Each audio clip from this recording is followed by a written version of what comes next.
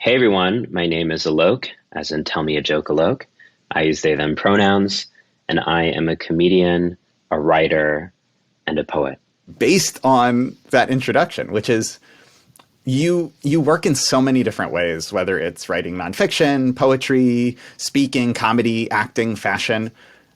I'm curious to know, what are the threads that you see tying together all of your work? I think it's really true that the only identity I've chosen for myself is artist. Everything else was superimposed on me. And what I like about the term artist is that it's flexible and elastic enough to contain chaos.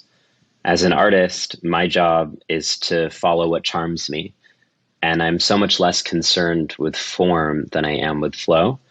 So I've never really understood this term multi-hyphenate that's become really in vogue because I'm just kind of going wherever I'm creatively inspired to go.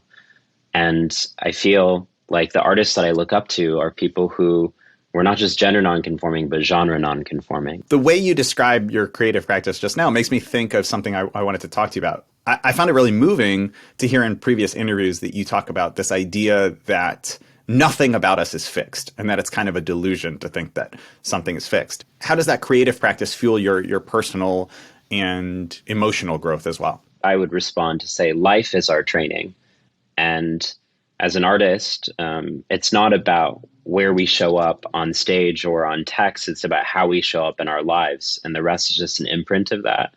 And I'm a firm believer that the ultimate creative act is living, which is why I was so excited to be on your podcast, because I think so often people focus on my work as an education in gender, and that's so boring and unambitious. I see what I'm trying to do as an education on humanity, what it means to be a human. And I see that as our larger project as artists on this earth, is that most people don't get to feel the fullest extent of their grief, of their wonder, of their curiosity. But our kind of job is to really go and follow that inkling. There's something more here. Well, if someone is listening and they're wondering how to get more into that, but they're not necessarily as in touch with their creative voice in all of the senses of what that means, how can they start? What are some ways that they can push themselves to get further into that? Yeah. I'm a firm believer that people are already doing the thing that they want to be doing. They're just microdosing on it. And they have to just take a more enduring course. So notice the creative acts that you already have in your given day. They might be small and subtle, like choosing to button all the way up on a shirt or not. And really notice why you're making that creative decision.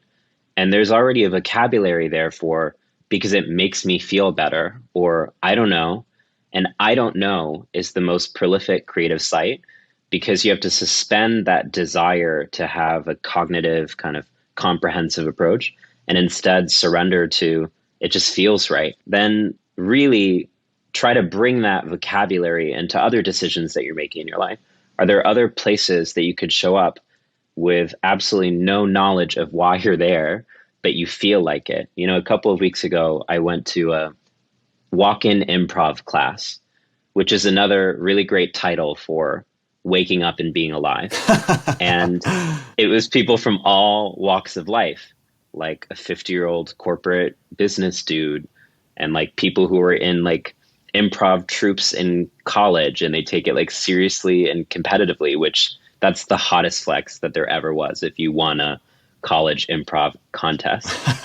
And I was sitting there and I just was full of such a deep love of these people because I'm like, what kind of person does it take to just take 3 hours on a random day to go and do this thing that's not at all about necessarily your job, but you were just curious about it?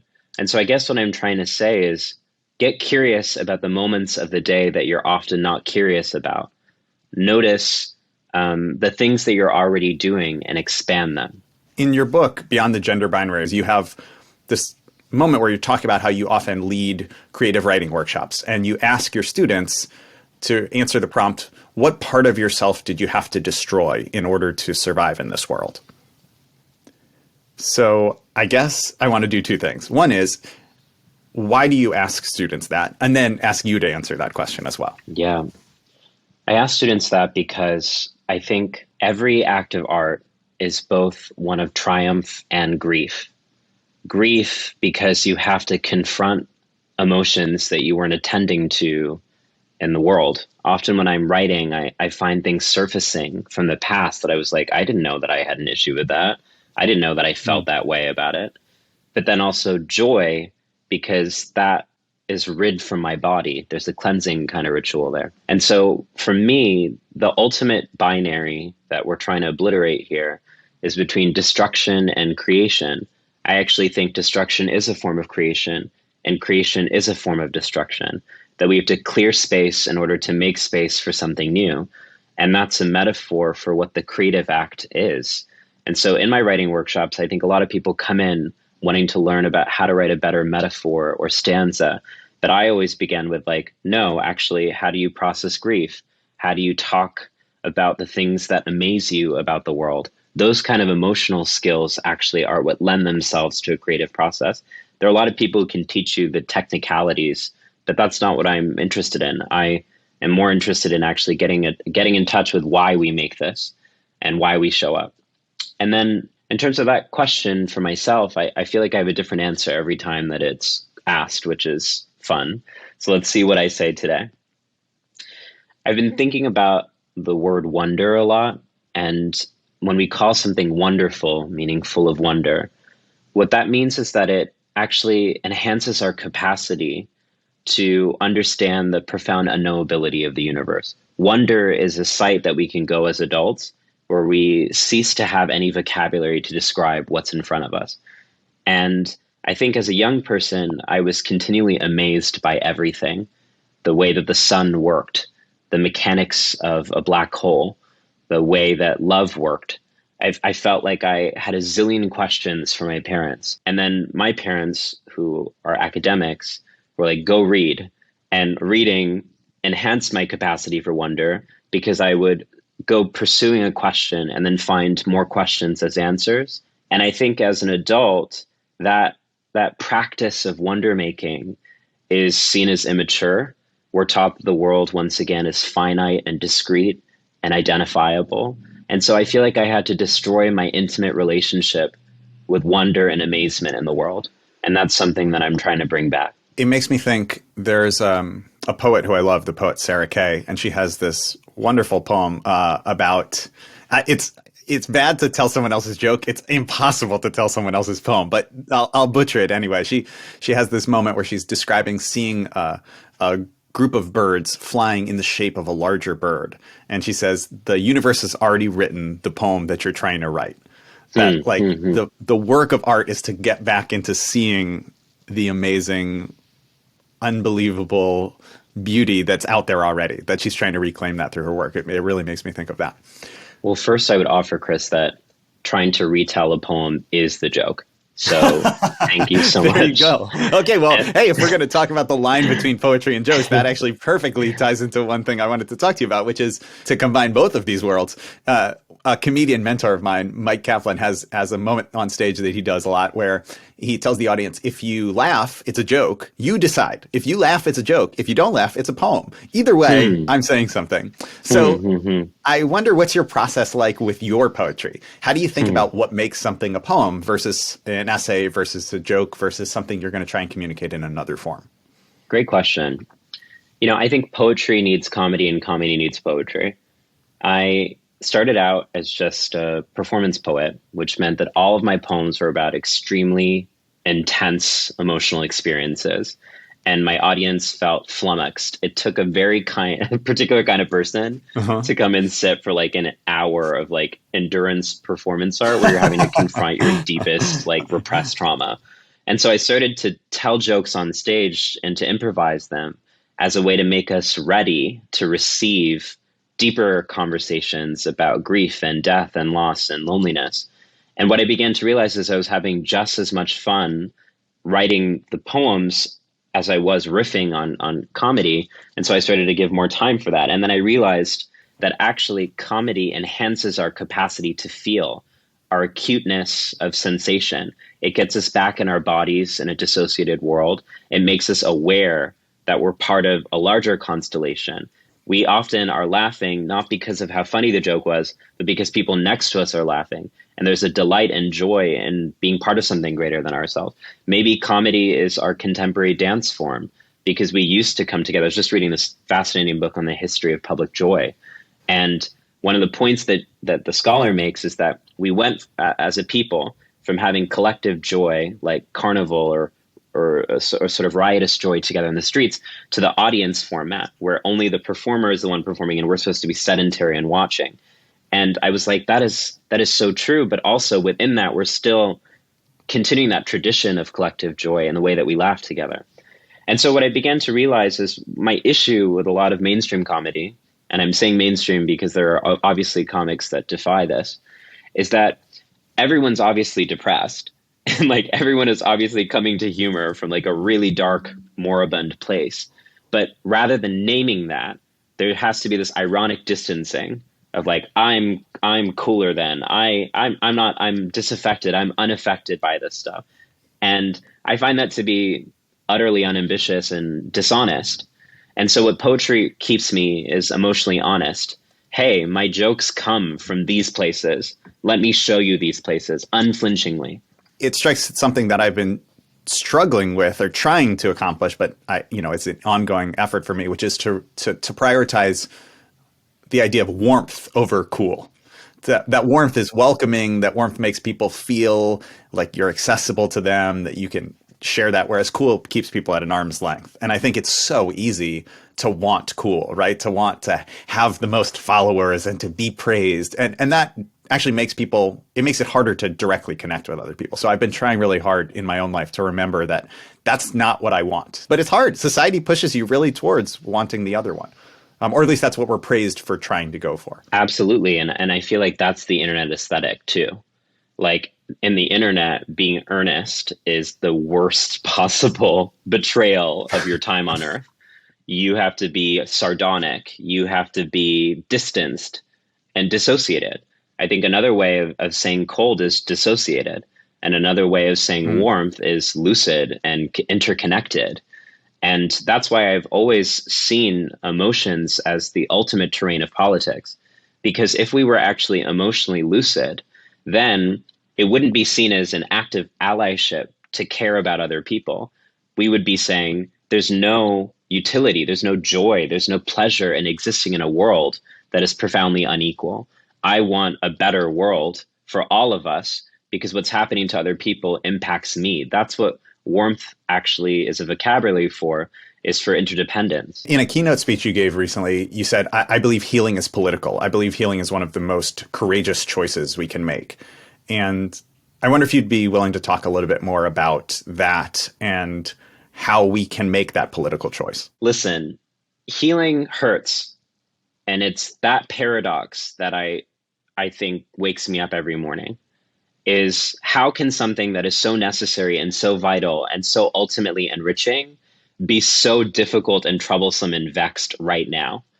How that makes me have to constantly be rooted on this earth while dreaming of like, okay, it's going to be a little bit better in the future. And then knowing that I get to that future and then there's a whole new host of concerns. So you're constantly orienting forward. The truth is that we incentivize not healing in this culture. We live in an addiction culture. We live in an escapism culture. We live in a vapid, dissociated commercial culture that teaches people that the solution to structural problems is discrete moments of rapture that distract you and numb you. And then you go back into the ultimate form of citizenship and loneliness.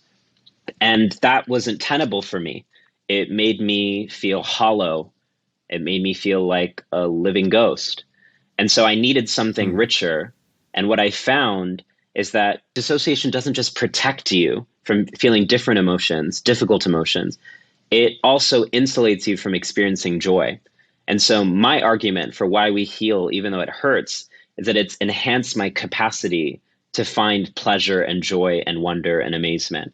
That yes, it's incredibly difficult to confront patterns that we don't want to confront, especially with the people that we love. But also it's allowed me to experience love and to know what love actually is. This is something that I find really inspiring about the way that you engage with the world, especially because we're at a time where there is a really powerful and concerted attack on trans and non-binary people who are visible in the media, and you make yourself very visible, and as a result you give a lot of people comfort, but there's also a lot of hate and vitriol coming your way. And I can only imagine the amount of work this takes, but you seem to, publicly at least, respond with love and humor and maintaining of your joy for living and for the world.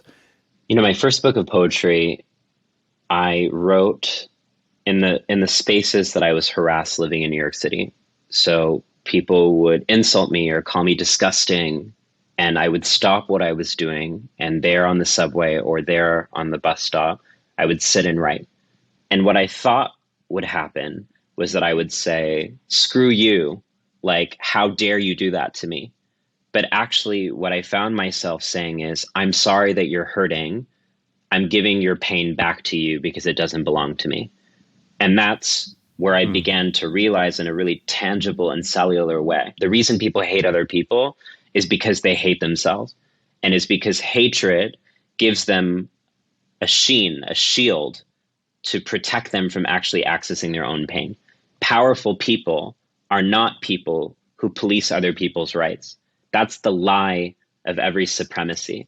Every supremacy is ultimately an insecurity installation that requires monopolizing and homogenizing the world because people can't accept themselves. So actually, I began to demystify that the reason people were pursuing me so ruthlessly was because there was something unresolved in themselves, that they were telling on themselves, that they were actually saying, "I am not as powerful as I'm pretending to be. I have to shout. I have to resort to violence. I have to police other people's bodies because these are distraction rituals from allowing me to actually confront the fact that I don't know what love is, that I don't know who I am." People who know who they are don't feel the need to police other people.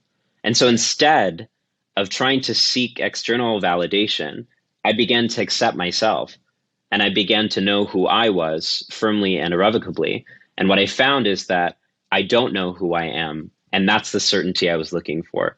That actually certainty comes from uncertainty, to what we were talking about before, from a lack of allegiance to the need of having a fixed self or a fixed gender or fixed identity. Actually, a sense of a cultivation of playfulness. I don't know, let's figure it out.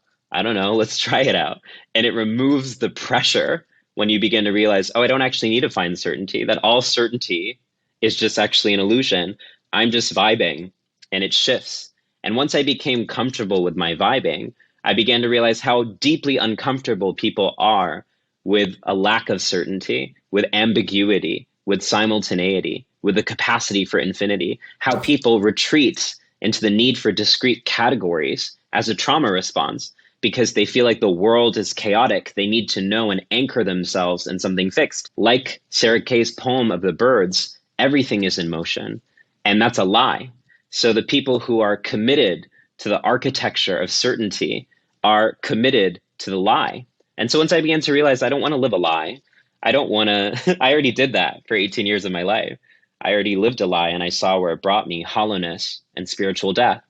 And so what I actually found is that I love these people because they represent parts of me and myself, places that I've hated and judged myself, places in that I've hid from pain. And I can see myself in them, and I can see who I would have been if I didn't allow myself to love myself. It's interesting to me to hear you frame it like that, because it is objectively, you've probably heard much more hate from strangers and from people than you did at the beginning. And yet you've been able to transmute that through your work and through your poems and all of the different ways in which you express yourself into love and generosity and kindness, which is, for me, one of the highest possible uses of art, is to transmit the disgusting filth of the world into something beautiful. And thank you for noticing that, Chris, because I notice it in myself too. If I was to look at what I'm writing about now 10 years ago, I would have been like, what are you saying, you idealistic sellout, like believing in love? Are you kidding me? Love anesthetizes us from experiencing the true primordial pain of being alive. Like, I But now I look back and I'm like, I was depressed. I just was really depressed. Mm. And I think we need to destigmatize saying that. I was extremely self-hating. I genuinely believed that I was destined for a perpetual life of misery and loneliness because the only narrative that I received was that I was a monster. I was the picture of what people tell people, don't grow up and become this. And I became that. And I felt like that meant I was always going to be on the margins, that I was always going to be the laughing stock, that I was always going to be the disposal of other people's self making, what gets left on the cutting room floor. And then I realized I can't change other people's perception of me, but I can change my perception of myself. And that's how we heal is we can't eliminate suffering, but we can shift our relationship to suffering. We can't end the atrocities in the world, but we can shift how we allow those atrocities to impact us and to shape ourselves. And what I began to actually work on myself was cultivating an enduring joy that was not incumbent on other people's whimsy.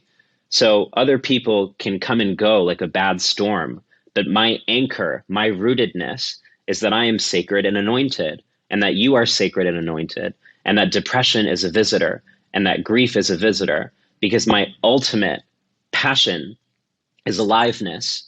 And that's been templated to me and the fact that the sun returns every morning, which means that no grief can be indelible and permanent because transformation is everywhere you seek it. I love the way that you've put that, and it's so beautiful. And I'm sorry to almost sully it with like such a technical question, but if someone is out there and they're feeling this they're in one of those moments where they really are feeling this like, I am on the outside and I am judged and they're constantly facing harassment, or they're feeling marginalized for any one of thousands of other reasons. What are some of the like practical steps that someone can do to build that in themselves, with the understanding that of course everyone is unique and this, you can't really be a one size fits all, but what's something that's worked for you? History. You know, I am a forever student of history. And one of the lies that gets told about trans and non-binary life is that we're new, when in fact we've been here for eons and we've had so many different words to describe ourselves across time. And when I started to meet my transcestors, my trans ancestors, people who were criminalized for existing in public and people who still went outside anyways. And I began to ask myself that existential question, why did my transcestors continue to go outside, continue to document themselves? I recently had the opportunity to go to an exhibition in Munich, Germany, of queer life in Germany prior to the atrocities of the Holocaust, from about 1880 until the 1930s. And I just wept when I saw how much art, how much literature, how much self-portraiture, how many flyers, how much evidence there was there of a vibrant and resplendent queer life that wasn't even underground in Germany. And then I felt the cruelty of history, how it continually erases us from ourselves, makes us feel like we're unprecedented, which is a form of wounding a people when you make them feel unprecedented. We all deserve connection to ancestry. It's actually vital. There have always been people who went against the grain. There have always been courageous people. And it's that James Baldwin quote, you feel like you're the only person in the world who experiences your heartbreak, and then you read that actually reading history gives us access to our true ancestors, people who felt the same pain. And then I think the second thing that you have to do is you have to actually connect with other people who are going through what you're going through and learn how to love them. And so before I could love myself, I began to notice how much I loved other trans and gender nonconforming people. I would never allow the vitriol that I allowed to myself to be extended towards them. I thought they were precious and beautiful and sacred people. And so then I began to realize my own bluff. How can I believe that this person is worthy of dignity and then deny that to me?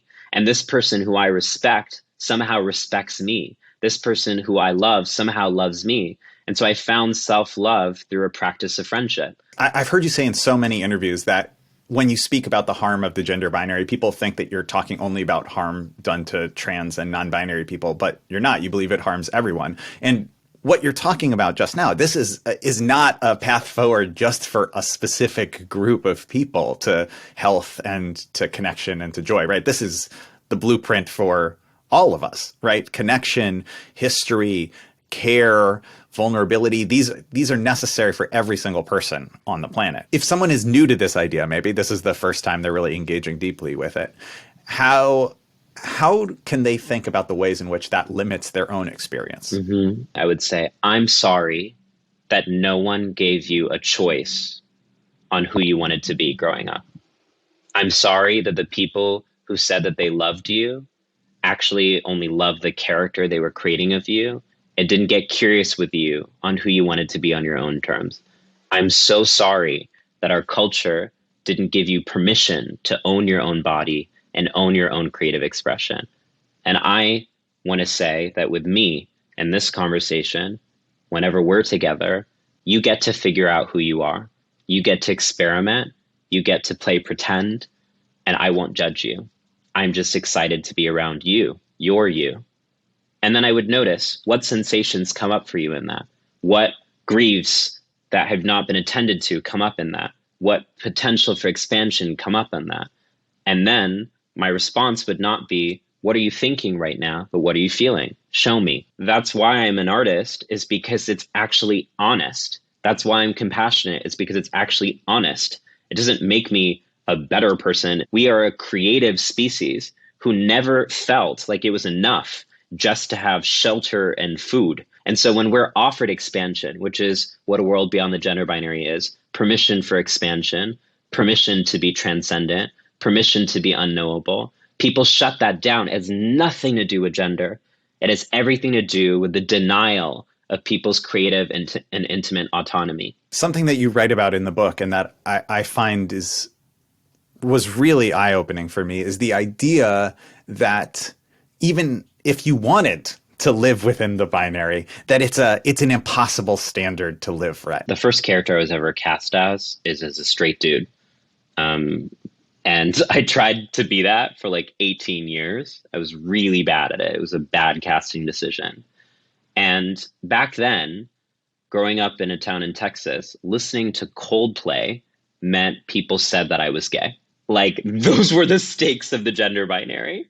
You like an incredible musician who creates a song called Yellow that for the first time in your teenage adolescent life allows you to cry as a dude, but you can't tell anyone that. So you're just like, yeah, I mean, it's like that he's really talented at a guitar or piano or something. You have to find some way around that. And so I actually am living evidence that the gender binary harms us in all of our incarnations, because even when I was pursuing normativity, it was never enough. That's the issue with normativity, is it is climbing a tree that bears no fruit. It tells us that we should spend our entire life chasing after something that does not exist. And that's why I have empathy for the people who are so triggered, because that's what they are, by non-binary life, is because you are seeking stability, but ultimately you're never going to get it. That sense of safety will never come externally. It only can be granted internally. You draw a really important distinction between normal and normative, too. So normative is telling someone you should do something. That's a social judgment. Normal is just what is statistically observed in a population. That's about quantity. And so what I'm trying to get people to move beyond is gender norms, not gender. And I think people often don't get what the difference is. I'm not saying that every person on earth has to be non-binary. That would be, in fact, reinstating another hierarchy of norms.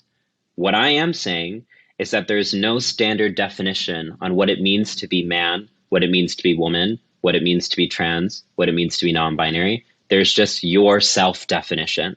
So there are as many ways to be a man as there are men, and each one of those incarnations are valid.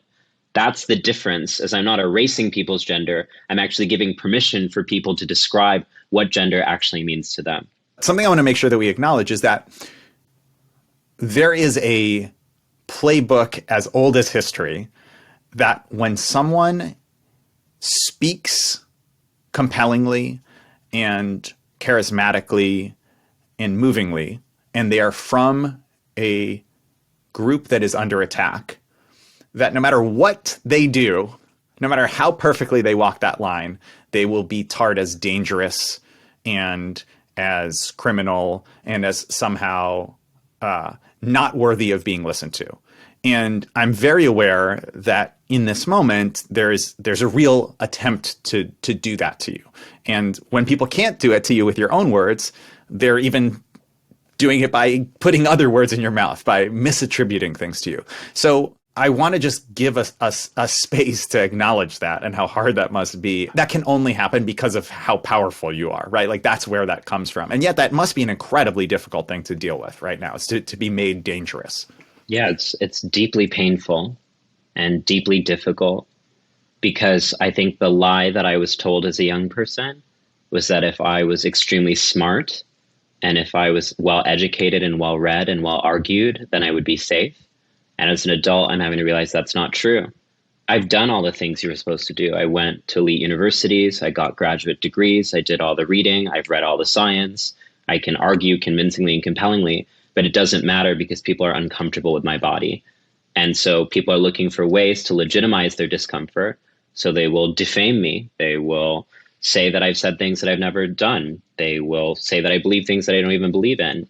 And what I began to realize is the only way to live knowing that you're going to be misunderstood, knowing that you're going to be misaligned, knowing that you're going to be maligned, is mercy.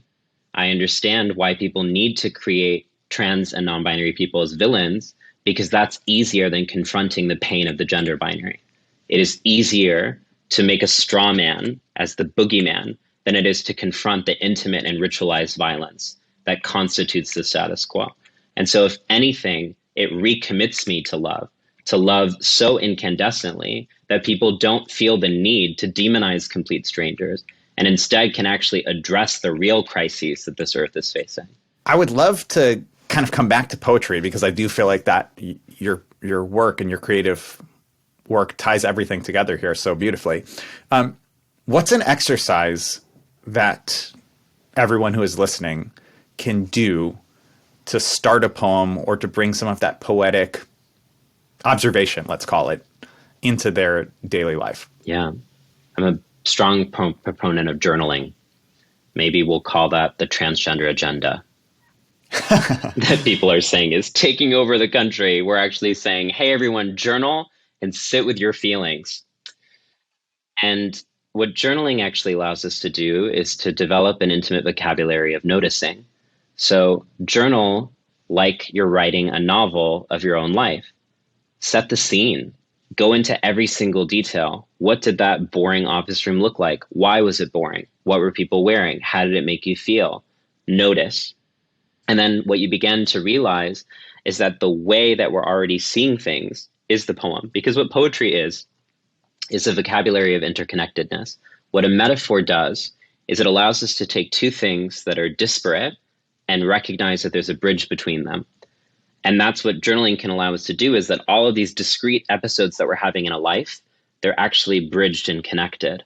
All of these objects that we thought in a room that were separate, they're actually intimately connected.